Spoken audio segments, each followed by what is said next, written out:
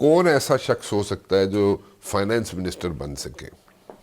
مرشد بھائی بات بڑی سمپل ہے کہ سب سے امپورٹنٹ آج جو چیز کرنی ہے اس حکومت کو وہ معیشت ہے. جی.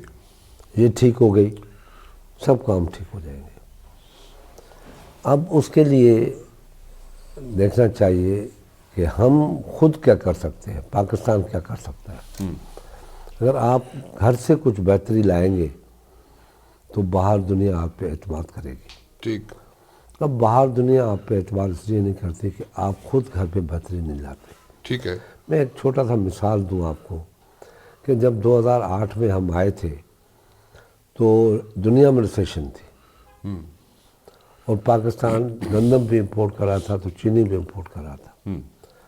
ہم لوگوں نے کچھ نہیں کیا، ایگریکلچر میں ہاتھ ڈالا اور اس کو ٹھیک کیا.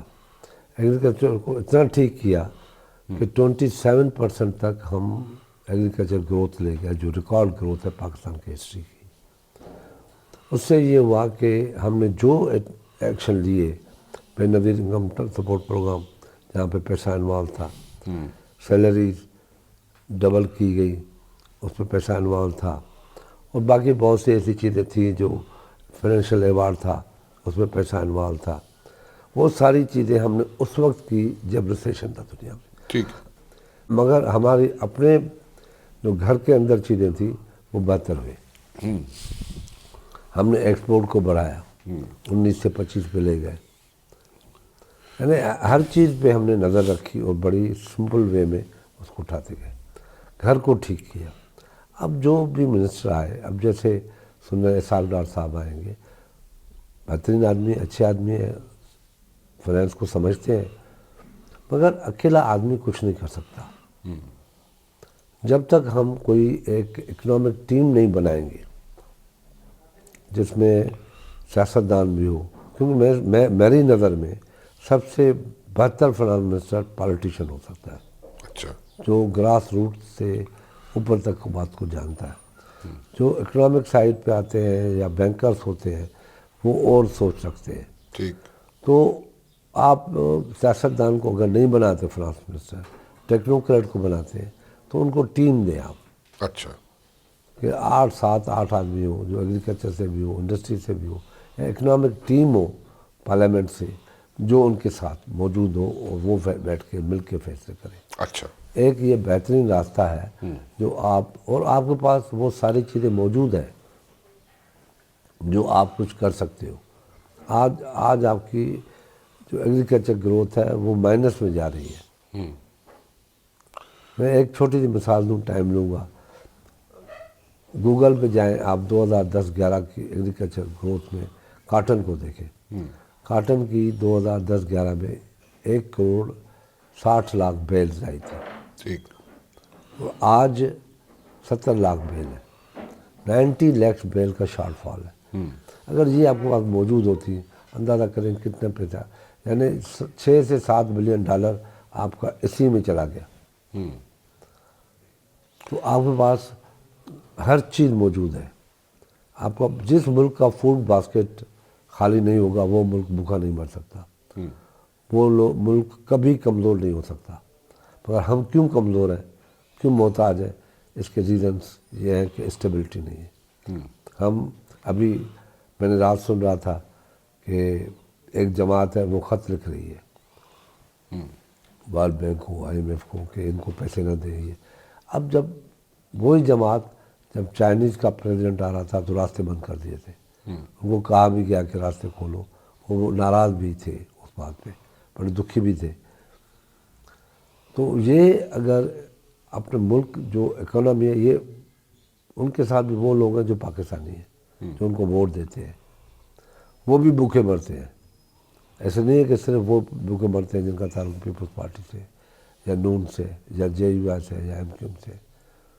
ان کے لوگ بھی جتنے ووٹ دیتے ہیں بطور ان کے مجھے پتہ نہیں کہ 2.5 کروڑ ووٹ ہم نے لیے، تو 2.5 کروڑ لوگ بھی اسی ملک کے ہیں نا. ان کو اگر 4-5 سے ضرب دو 10 کروڑ ہو جاتے ہیں. تو یہ ہمیں ایک تو اسی پہ توجہ دی جائے، گھر کو ٹھیک کیا جائے. گھر ٹھیک نہیں ہوگا आपकी इकॉनमी ठीक नहीं। मौलाना फजलुर रहमान साहब एकदम आपसे नाला हो गए। आपने कोशिश भी की कि जो वादे किए हुए नून लीग ने मौलाना साहब के साथ वो पूरे शायद नून लीग वाले ना करें तो आप हमारी तरफ आ जाए, तो लेकिन वो फिर भी नहीं आए। लेकिन अभी आए, थोड़ी देर से आए, क्या हुआ, आए भी कि नहीं भी आए? देखिए मुझे इसका इल्म नहीं है, मौलाना साहब को कभी भी ये नहीं कहा गया कि मुस्लिम लीग नून आपके वायदे पूरे नहीं करे तो हम करेंगे। अच्छा, कोई ऐसी बात नहीं है, और ये वायदे करने भी नहीं चाहिए। ठीक फलाना आपका नहीं करे हम बैठे, ठीक। ये कोई अच्छी रवायत नहीं है। जहाँ तक मौलाना साहब का मसला है, मौलाना साहब का मेन टारगेट होता है खैबर पख्तूनख्वा। अच्छा, वहाँ पे मौलाना को नुकसान हुआ है बहुत बड़ा, और नुकसान नून ने और पीपल्स पार्टी ने नहीं दिया है। किसने किया? मौलाना साहब को पंजाब में सीट नहीं मिलती थी, मौलाना साहब को सिंध में सीट नहीं मिलती थी, मौलाना साहब को जो 2-3 सीटें मिलती थी खैबर पख्तूनख्वा से या बलूचिस्तान से। इस मरतबा मौलाना को सिंध से नहीं मिली है, इस मरतबा मौलाना को पंजाब में नहीं मिली है, इस मरतबा मौलाना को खैबर पख्तूनख्वा में नहीं मिली है। मिली है तो उनके अगेंस्ट PTI जो नून के मुखालिफ है, पीपल्स पार्टी के मुखालिफ है। तो मौलाना की नाराज़गी PTI के ऊपर होनी चाहिए, क्योंकि PTI के 113 नॉमिनेशन थे, उसमें 92 उन लोगों ने MPS की सीट जीती है, और फिर कहते हैं बाहर खड़े होकर धांधली हुई है, और 40 उन लोगों ने MNA जीती है सिर्फ खैबर पख्तूनख्वा से, और फिर कहते हैं, और तकरीबन 44 के करीब उन लोगों ने पंजाब से सीटें जीती हैं। तो समझ में नहीं आता कि धांधली हुई तो कैसे हुई, इनके हक में हुई, हमारे हक में हुई। सिंध में हमने तो मेरे ख्याल में PTI कहने का मकसद ये होगा शायद कि वो कह रहे हैं कि उनकी सीटें और भी ज्यादा निकल सकती थी। कैसे, कहाँ से? ये तो अब वही बता सकते हैं कैलकुलेशन करके, क्योंकि उन्होंने कैलकुलेशनें तो की है 70-80 सीटों की। तो सारी सीटें उनकी है फिर।